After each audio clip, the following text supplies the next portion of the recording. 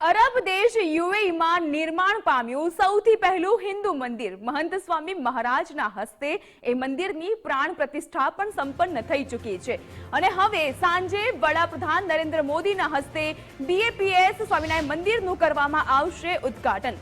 અબુધાબીમાં ભવ્યાતિ ભવ્ય અલૌકિક એવું બીએપીએસ હિન્દુ મંદિરનું ઉદ્ઘાટન વડાપ્રધાન નરેન્દ્ર મોદીના હસ્તે સાંજે થવાનું છે। દુબઈ અબુધાબી હાઈવે પર અબુ મુરેખા છે કે જ્યાં આ મંદિર બનાવવામાં આવ્યું છે। અંદાજિત 700 કરોડના ખર્ચે આ ભવ્યાતિ ભવ્ય મંદિર તૈયાર થઈ ચૂક્યું છે, જે 27 એકર જમીનમાં પથરાયેલું છે। અક્ષરવાસી પ્રમુખ સ્વામી મહારાજને યાદ કર્યા આ ખાસ ક્ષણે મહંત સ્વામીએ, અને મહંત સ્વામીએ એ પણ કહ્યું કે પ્રમુખ સ્વામી મહારાજે સંકલ્પ લીધો હતો તેવોનો સંકલ્પ આખરે સાકાર થઈ ચૂક્યો છે।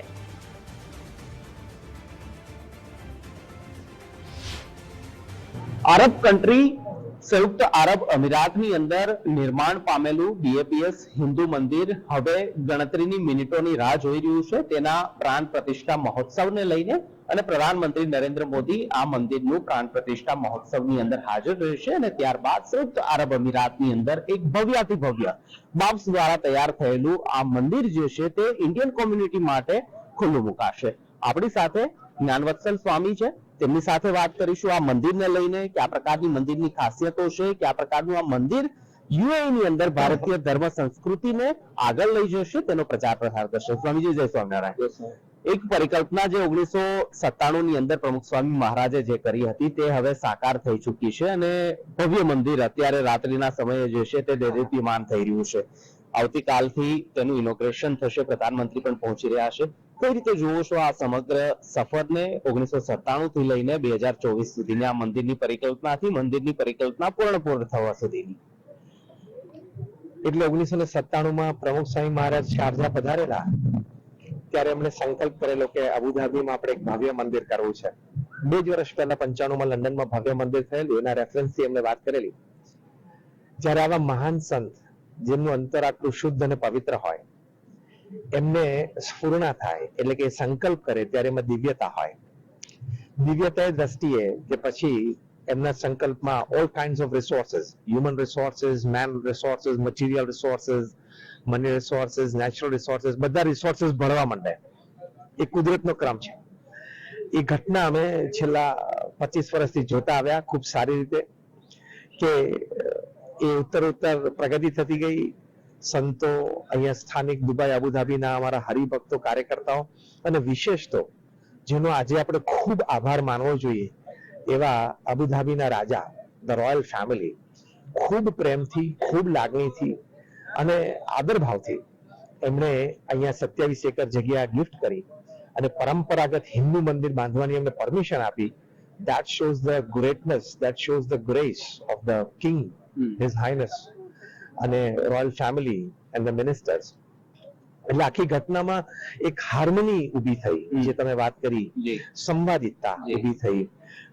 દરેક વ્યક્તિ નજીક આવ્યા, કમ્યુનિટીઝ નજીક આવ્યા, કલ્ચર નજીક આવ્યા અને એથનિક ગ્રુપ્સ બધા નજીક આવ્યા।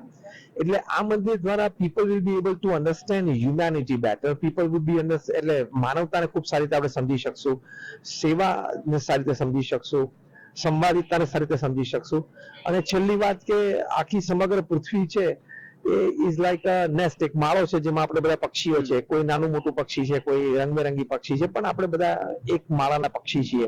એ અહીંયાથી મેસેજ આપણે આપીએ છીએ। હોલ ઓફ હાર્મની પણ છે અને 7 શિખરબંધ આ મંદિરની અંદર 7 મંદિરો, જેમાં 7 શિખરો, બરાબર, 7 શિખરો કે જેમાં દેશના તમામ ખૂણાના પૂજ્ય દેવો જે છે તે બિરાજમાન છે, સાથે 7 અમીરાતનું પણ પ્રતિનિધિત્વ કરે છે। હા, એટલે 7 શિખર છે, એટલે 7 શિખર એટલે 7 એમિરેટ્સ ઓફ યુએઈ, અબુધાબી તો કેપિટલ છે અને 7 એમિરેટ્સ નો રિપ્રેઝન્ટ કરે છે અને આપણા ભારત વર્ષના તમામ આપણા મહાન ભગવાનના સ્વરૂપો, અવતારો, એમની પણ પ્રતિષ્ઠા છે। જેમ મધ્યખંડમાં અક્ષર પુરુષોત્તમ મહારાજ છે, પછી શંકર પાર્વતીજીની મૂર્તિ છે, પછી રાધા કૃષ્ણ ભગવાનની મૂર્તિ છે, પછી રાધા કૃષ્ણ ભગવાનની મૂર્તિ છે, અપ્પાજીની મૂર્તિ છે, તિરુપતિ બાલાજીની મૂર્તિ છે। એટલે એવી રીતે તમામ ભગવાનના સ્વરૂપો પૂજનીય એના નિત્ય દર્શન પૂજન અર્ચન માટે અહીંયા પધરાવવામાં આવી છે. એટલે હિન્દુ ધર્મની પણ આ સંવાદિતતા છે અને હિન્દુ ધર્મની સાથે સાથે અન્ય તમામ ધર્મ એની પણ અહીંયા સંવાદિતતા છે. સ્વામીજી, ખાસ મંદિરની વિશેષતાઓ, ખાસ મંદિર નિર્માણથી લઈને મંદિર બની ચૂક્યું છે, ત્યાં સુધી તમે જોડાયેલા છો. ખાસ રણની અંદર, રેગિસ્તાનની અંદર આ મંદિર અબુધાબીથી દુબઈ વચ્ચેનો જે હાઈવે છે, કયા પ્રકારનું પડકાર ભર્યું આ મંદિરનું નિર્માણ હતું, ને ખાસ કરી મંદિરની એવી વિશેષતાઓ કે જે આ મંદિરને અલગ કરશે, ખાસ અરબ કન્ટ્રીની અંદર અને દેશના અન્ય જે મંદિરો પડકારો તો નિર્માણ. ઘણા બધા હોય, કારણ કે રણમાં આ તૈયાર કરવું, રેતીમાં તૈયાર કરવું એટલે કન્સ્ટ્રક્શનની દ્રષ્ટિએ પણ મોટી ચેલેન્જ હોય. પણ એ સ્ટ્રક્ચર ડિઝાઇનના સારા એન્જિનિયર્સ એ લોકોએ ચેલેન્જને ઓવરકમ પણ કરી. ઘણી બધી ભગવાનની શક્તિ આશીર્વાદ પણ એમાં ભળ્યા છે. વળી આ પરંપરાગત પથ્થરનું મંદિર છે, આરસ છે, એટલે એને ઘડાઈ કામ બધું ભારતમાં થયું, કારીગરોએ કામ કર્યું અને પથ્થર અને આરસ ઘડાઈને અહીંયા આવ્યો. મોટી અગત્યની વાત કોન્સેપ્ટ છે. જે આખી જે ઘટના છે એમાં કોન્સેપ્ટ ઇઝ ઇમ્પોર્ટન્ટ. એટલે તમે કોન્સેપ્ટ જોશો તો અહીંયા બહુ જ ભવ્ય કોન્સેપ્ટ છે. એક બે ની વાત કરું કે રામાયણ અને મહાભારત એની સુંદર વાતો, પ્રસંગો ખૂબ સારી રીતે અહીંયા કંડારાયા છે, જેથી આ મંદિર તો 1000 વર્ષ સુધી અહીંયા રહેવાનું છે. તો ભવિષ્યની પેઢીને ખ્યાલ આવશે કે આપણા મહાન એપિક્સ ધર્મગ્રંથો આ છે. વળી અન્ય સંસ્કૃતિને પણ અહીંયા સ્થાન આપવામાં આવ્યું છે. આરબ સંસ્કૃતિને પણ અહીંયા કલાકૃતિમાં સ્થાન આપવામાં આવ્યું છે. તમે જુઓ કે ગંગા, યમુના, સરસ્વતી નદીને પણ અહીંયા વહેવડાવી છે.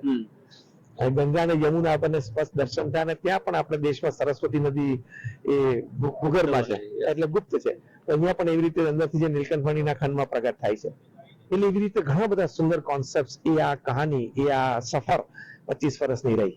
એટલે કોન્સેપ્ટની દ્રષ્ટિએ ચેલેન્જ અને ઓવરકમ થઈ, કન્સ્ટ્રક્શનની દ્રષ્ટિએ ચેલેન્જ અને ઓવરકમ થઈ, કલાકૃતિની દ્રષ્ટિએ પણ એક બહુ જ મોટો કોન્સેપ્ટ અને બહુ જ મોટું એક કાર્ય એ પણ આપણે સારી રીતે સંપન્ન કરી શક્યા. એટલે એ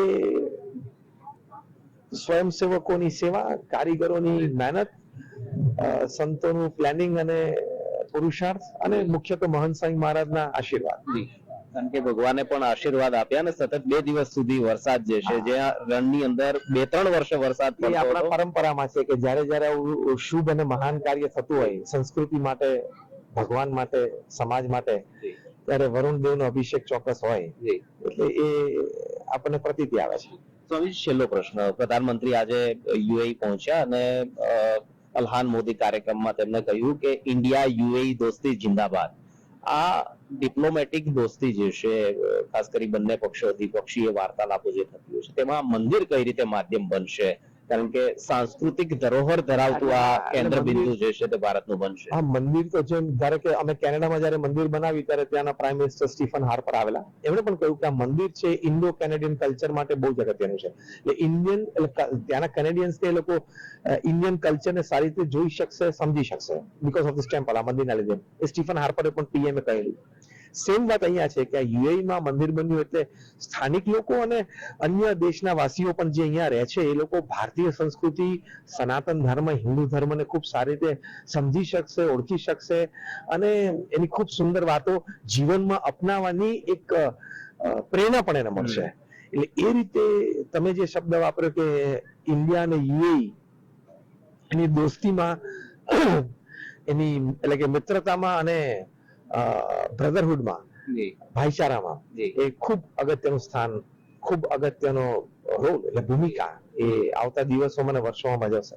જી, thank you so much Gujarat first સાથે વાત કરવા માટે. તો મંદિર હવે ગણતરીની સમય બાકી છે ઇનોગ્રેશન સેરેમનીને, તે પહેલા તમામ તૈયારીઓ પરિપૂર્ણ થઈ ચૂકી છે અને ન માત્ર યુએઈ અને ભારત વચ્ચેના સંબંધો પરંતુ વસુધૈવ કુટુંબકમની ભાવનાને ઉજાગર કરતું આ મંદિર છે. અને તે જ પ્રકારના પ્રતીકો પણ જ્યારે મંદિરની અંદર આપ એન્ટર થશો તો સૌથી પહેલા વોલ ઓફ હાર્મનીની દિવાલ જે છે તે આપને નજરે પડશે. તે જ પ્રકારની અલગ અલગ સંસ્કૃતિ અને દેશના અલગ અલગ જે ધર્મો છે, ખાસ કરી જે દેવી દેવતાઓ છે તેની પ્રતિકૃતિ પણ ત્યાં પ્રતિષ્ઠિત કરાશે. અને ભવ્યાતિ ભવ્ય મંદિર જે છે તે વસુધૈવ કુટુંબકમ સાથે સાથે ભારતની અને હિન્દુ ધર્મની, સનાતન ધર્મની જે ધ્વજા પતાકા જે છે તે આરબ કન્ટ્રીની અંદર હવે લહેરાવા જઈ રહ્યું છે.